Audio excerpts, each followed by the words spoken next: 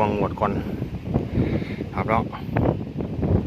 โอ้มาเต็มทีแล้วครับผมงวดก่อนตู้มเลยเกือบล้มทับตายครับผมดีอดสว่านั่งอยู่ข้างนอกครับผมไปนั่งอยู่ข้างในพี่น้องบรรยากาศครับอยู่ตรงไหนตรงหน้าครับลมแห้งครับโอ้ปลาปีนี้ครับบ่ปันไดครับผมปลาในสระกับพ่อได้ปนอยู่ครับผมคันว่าจะเอาปลาเนาะครับเนาะไปพี่น้องไปมั่งเทียงครับมั่งเทียง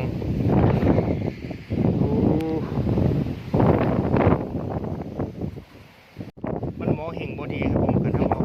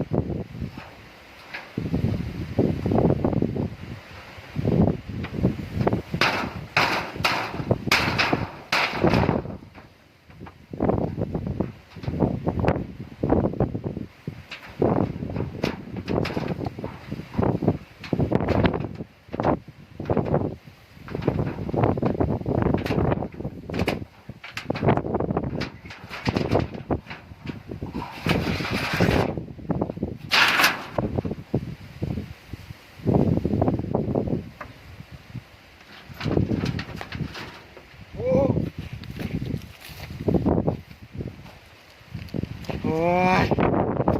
ปูนี่มันร้ายครับพี่น้องเอ้ย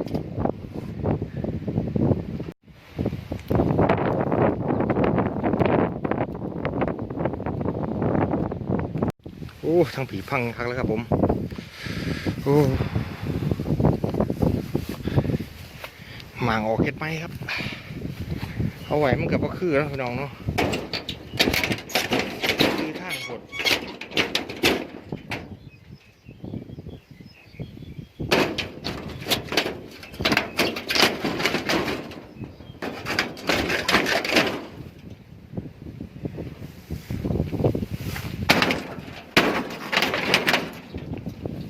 ออกปูหน้าอย่างดีเลยครับ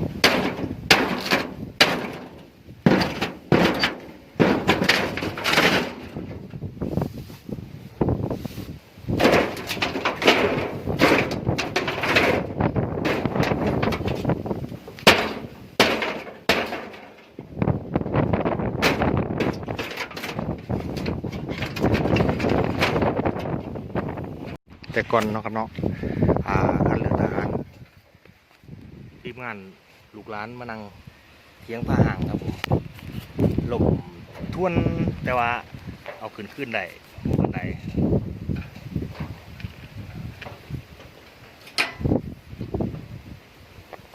ลมแห้งครับ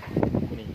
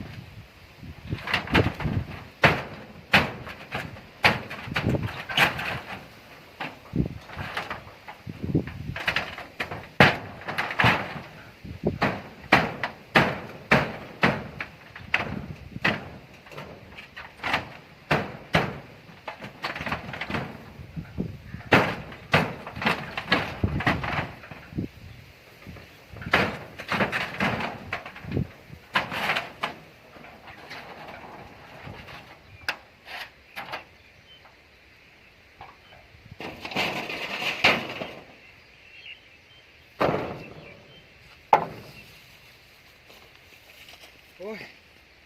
ร้อนมากครับพี่น้องเอ้ยลมแห้งครับปล่อยเลยอากาศนี่อยากที่เป็นวัดไปได้บุช่วงนี้ก็พอคนพอญาติพี่น้องมาจากไร้บอลครับเอาครับผมหมั่งเคียงซอก็ได้พี่น้องเอาสังกะสีไปเห็ดประโยชน์ครับผมไว้ล้อมกบลมยัง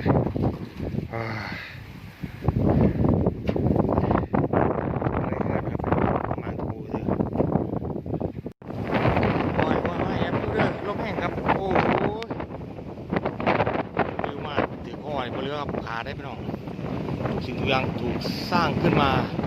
ให้ตั้งอยู่แล้วก็ดับไปเป็นอดีตไปครับผมหวาดเสียวหวาดเสียวสังกะสีเขาก็มีประโยชน์ด้วยครับพี่น้องถามไปเบิ่งผลงานครับผมอยู่สวนเกษตรพอเพียงบนเป็นดินปอของบ่าวนองครับผมเดี๋ยวครับ